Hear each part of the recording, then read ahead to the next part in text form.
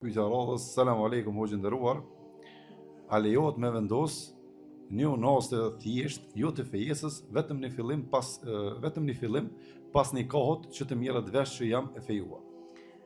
Aleikum assalam wa rahmatullahi wa barakatuh. Këtu janë dy çështje shumë me rëndësi me sqaru. Ka transmetime të sakta se gratë e sahabëve kanë kërkuar mehr një unazë. Kjo është e saktë.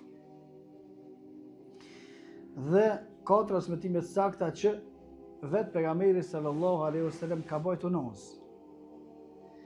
Edhe Khulafa ar-Rashidin, khalifet që kanë ardhur mas Muhamedit sallallahu alaihi wasallam kanë bërë. Edhe sahabët kanë bërë. Domethënë sa i përket çështjes së unazës, si unazë a lejohet me bërë, lejohet. Edhe burrat edhe gratë lejohet me bajt unaza, edhe burrat edhe gratë. Përveç se burrave nuk lejohet me bajt ari. Pastaj pjesë e madhe e komentatorëve të hadithit përmendin se edhe unaza për burra duhet më konë e kputme, nuk lejohet më konë rreth pak put, duhet më konë e qelt. Unaz po tamam, ama këtu duhet më konë e kputme, nuk lejohet më konë rreth. Kjo është e para. E dyta, unaza për fejese, për martesë, kjo është haram pastaj. Me në unaz që e fejuar, se s'menon në kërpesh. Me ditë që e i feju, me ditë që e martu, për shka ka lidhe, çka do të me ditë halë këti, a e feju, ma si e feju. A e martu, ma si e martu, për shka do të me ditë. Të ata të cilët kanë nder, s'ka nevojë me ditë.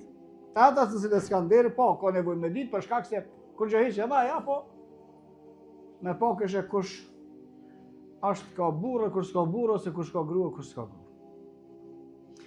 Ideja me bajt unaz të fejesës dhe martesës është ide e pabesimtarëve, nuk është ide e muslimanëve, nuk është sunet i muslimanëve. A ka marrë Fatimja një unaz pe Aliut, merë, po e ka marrë, po kjo është merë, nuk është unaz fejese. Unazën e fejesës, unazën e martesës, kush e ka bo tradit, ata cilët nuk janë musliman. Cili është qëllimi? Qëllimi është me rujt një qarën me këtë unaz, siguraj kështë tonë vëti gruja për shkon të kush për petë, në shkojnë këdojt të kësa një qarën e kam gjepë. Se kiti unazën nëse menon dikush se ruan martesën me unaz, po, kur gjithë është e martesë, se martesa s'ruhet me unaz. Pastaj nëse beson dikush e që besohet se me hek unazën, pastaj kjo do me thonë që kjo s'pedoj ka këtojnë kitë më prallat, kur gjëjq. Thejme se me vendos unaz për shkak se e fejue nuk është suneti muslimanëve, por është përngjasim me ata të cilët nuk janë musliman. Dhe pejgamberi sallallahu alaihi wasallam ka thonë: "Men tashabbaha bi qaumin fa huwa minhum." Kush i përngjason një popullit është prej tyre. Është prej tyre në çka do që i përngjason. Nëse i përngjason mëkat, je mëkatar sikur ata. Nëse i përngjason bidat, je bidatxhi sikur që janë ata. Nëse i përngjason kufër, je kafir sikur janë ata, dhe secilat ato që e pason çat dispozite merr. Unaz fejesës, unaz martesës në islam nuk ekziston. Nëse do me bo për qef, me mojt për zbukurim, gjitha lejohet. Me marrë merë, gjitha lejohet. Një 10 nëse t'jep.